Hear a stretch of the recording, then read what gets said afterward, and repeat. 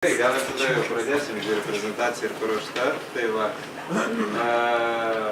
tema yra mūsų, čia kadangi prezentacija kažkodėl tai ruošime anglų kalbą, tai sėkmės visiems suprantam, kas nesupranta. O šiaip aš tada pradėsiu lietuviškai. Tai va, problema, tai yra tema mūsų yra Klaipėdos renginių viešinimas, tiesiog, čia mūsų tema. Ir problema tai yra mūsų drakonas, tai yra kaip ir trūkumas tos visos informacijos apie renginius, kurie vyksta Klaipėdoje. Anelyti, trūksta? Trūksta. Davilė? Tiesiog renginių gal ir yra daug Klaipėdoje, bet nežinau, kaip atrasti, kur nueiti tos renginius, kur ieškoti apie tos renginius informacijos. Tai va, mes padarėme tyrimą, apie 15 žmonių dalyvavo šitame tyrime, visų amžiaus grupių. Ir išaiškėjo įdomus faktas, kad nuo 60 ir jauniau žmonėm trūksta renginių ir trūksta informacijos apie juos, kas yra svarbiausia. Tai va, tai ir mūsų sprendimas yra sukurti platformą, kuri būtų pritaikyta tiek jaunimui, tiek vyresnio amžiaus žmonėm, kurie praktiškai ieško renginių, kurie vyksta Klaipėdoje. Ir į tą platformą įeitų tiek mūsų websaitas, tiek programėlė išmaniam telefonui ar kažkokia planšetė. Ir mes dar turime idėją sukurti distribucijos kanalą šitos visos sistemos viešinimui ir taip toliau. Tarkim, kas savaitę galėtų būti spausdinami kažkokie lapeliai su visais vykstančiais renginiais ir būtų kabinami stotyse arba infocentruose, kad prikviesti ir turistus, ne vien tik tai vietinius žmonės. Mes matomos vietose, o kitas pusės tai QR kodai irgi tokios labai matomos vietose, kur stabteli žmonės dažniausiai. Per renginį, per jūros šventę, pigi viešinimo kompanija, ar ne? Iš karto tu nuskanuoji į telefoną ir gali nueiti į puslapį. Tai mes, manau, turime... O vyresnio amžiaus žmonėm tai būtų labai patogu infocentrai, tokie stovai. Didelės raidės. Daug mieste tų tokių centrų, ten primėtytas skraidučių. Įdomus aspektas iš organizacijos. Bet čia turėtų būti iš savivaldybės tie stendai. Iš organizacijos, kad kartos jaunesnės vedasi savo senelius, praneša jiem apie renginius, tai dabar Taip pat šią platformą mes norime padėti ir organizatoriams teikti informaciją apie jų renginius visai mūsų auditorijai. Tai praktiškai čia mes turime ne tokį žemėlapiuką sistemą, kaip kas viskas vyktų. Tai praktiškai organizatorius nusiunčia elektroninį paštu informaciją apie renginį sistemos administratoriui. Jisai filtruoja šitą žinutę, tai yra šitą renginį. Ir jį tada toliau formuoja, tai yra perkelia į website, tai yra tinklapį arba aplikaciją, kurią vėliau gauna šitas mūsų naudotojas, mūsų programos. Tai va, ir būtent dar savaitinis platinimas. Tai toliau mes turime šitą lietuvišką vadinasi, kas mūsų. Vartotojo kelionės žemėlapis. Tai va, būtent. Ir čia vizualizacinė tokia diagrama. Turim vartotoją, kuris tiesiog nežino, ką daryti, tai yra, kaip praleisti savo laiką. Ir štai jisai randa tiek tą QR kodą. parkomatė, tarkim, pajūrio zonoje kažkur, tai vienas iš būdų, arba važiuojant ant autobuso galo kažkur, tai arba kažkur, tokias, ar ne vieta, kad kur tu vos neišeisi, tu didelę tikimybę to pamatyti. Tai va, būtent. Nusiskanuoja ir nueina pas mus arba per programėlę, arba elektroninį puslapį. Elektroninį puslapį. Taip, ir galų gale jam linksma renginėje kažkur tai. Gyvena socialiai aktyvų gyvenimą. O, kas norėt apie šitą, pašnekėti plačiau. Na, tai yra... Nematome. Lapas įstoja. Aš nežinau, kad sakau, turi pačius pečius. Mes taip pat pagalvojom, kaip žmonės, kaip jaučiasi, ką daro tuo metu.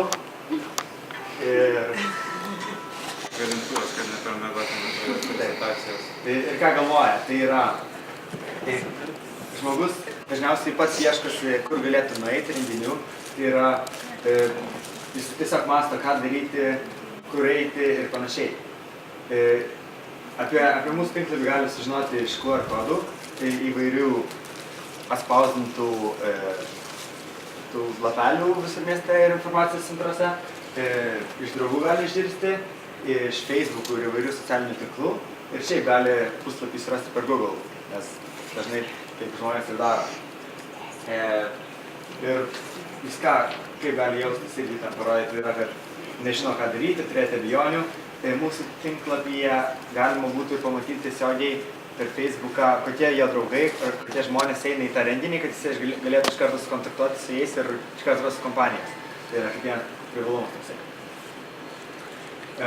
Tada žmogus ieško tinklapyje tos informacijos, dalinasi, kad varom chebra į šitą renginį ar kažkaip gali ir ten iš karto susėta būtų viskas su Facebooku. Jis tiesiog pats gali pamatyti, ar tai yra aktyvu ar ne aktyvu. Ir tada jisai ateina į renginį. Iš šitos pusės yra organizatoriai, kurie siunčia administratoriui ir taip pasiekia, platformai tą informaciją sudarė ir pasiekia tiek vieną, tiek kitą pusę. Tai kas yra labai gerai. Čia būtų planas mūsų puslapio, kas yra, būtų žanrai, surašyti renginiai, tu gali rūšiuotis pagal datą, pagal kainą, populiarumą, kiek žmonių peržiūrėjo tą renginį ir panašiai. Yra taip pat pagal kalendorius, spaudžia vietos ir žiūri, 2 kalbom, yra paieška. Yra viršai kelti renginį, kas iškart sukontaktuoja su administratorium ir tai yra gana paprasta padaryti bet kuriam žmogui. Ir kontaktai. Čia yra... Čia visą tai, kas lypi už, ką minėjom dar 2 skaidrės prieš tai, ne, tai organizacinės, kiek žmonių tam reikalinga, kad visą tai administruoti, ne, tai iš savivaldybės prašysim tik vieno žmogaus ir su praktikantų pagalba. Arba savanorių. Savanorių. Mes paskirstam netgi atsakomybės kiekvienam, ar ne, tai galim šitą sąrašiuką iš karto atspausdintą variantą nunešti, labai patinka savivaldybė dalinti atsakomybės, pareigybės. Ir tik tai pagrindinis ar ne partneris būtų tai pačios sistemos interfeiso sukūrimas kažkam atiduotas. Keliaujam toliau. Mes dar apsvarstėm, kokie gali būti, kokie blogi dalykai gali nutikti ir kaip jas spręsime, kad tarkim renginys yra atšaukiamas. Iš karto administratorius, kadangi tai jis žino iš organizatorių, išsiuntinėja e-mailas arba trumpasias žinutes visiems tiem, kurie užsirašė eiti į tą renginį. Tai iš karto leidžia žinoti žmogui, kad jisai neįvyks ir kad neverta neiti. Jeigu puslapis užlūžta, iš karto informuojama yra kompanija, kuri įsikūrė, kad tą problemą išspręstų. Arba jeigu vartotojas nežino, tarkim, kur vyksta renginys adresas, ar ne iš karto yra aplikacijai nurodoma žemėlapį ir maršrutą su maršrutu ir taip toliau.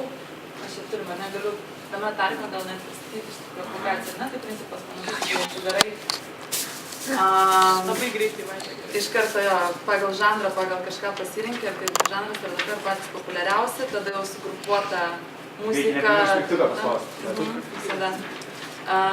Tarkim, jeigu išsirūšiuoja pagal artimiausiai esančius renginius, ar ne, kas įdomu būtų, tarkim, turistui atvykusiam į Klaipėdą, tai tau išmeta, ar ne, greičiausiai vykstančius už 30 minučių, tarkim, artimiausiai pėstute, autobusai iškart surišta, kadangi yra sistema jau išvystyta, kaip galima nueiti, žemėlapį, žodžiu, viskas labai patogu. Ir kas čia dar buvo, ir jeigu spektaklis, ir visur galima iškart pirktis bilietą, jau per bilieto pirkėjų spektaklius. O kas čia dar buvo? Partneriai mūsų, kurie turėtų būti, tai tie, kurie spausdina, tai visokius tas plakatus ir panašiai, kad galėtume mes dėti informacinius centrus, visi tie bilietų platintojai, kūrėjai puslapių ir aplikacijų, platinimo kompanijos, visokie... Visų rūšių organizatoriai, tai nevyriausybinės, tai individualūs asmenys, ar tai kompanijos, ar ne? Nes galima ne tik siūsti mum tinklapį, galima ir Facebook'u naudotis, bet vis tiek per adminą. Aš manau, greitai aprodo. Čia pagrindiniai kanalai viešinimo. Pagrindiniai viešinimo kanalai, ten QR kodus, kur galima būtų padėti. Autobusai, įėjimai, kavinių, toliau lankomos vietos, maršrutus įtrauktus ar neskultūrėlis, šitie standai ir šventės. Beje, nuotraukas darytos lauke dėl to, matosi, pasakiau iš nuotraukų, tai gerai. Tai aš manau, kad mes kaip ir pristatėm, laukiam jūsų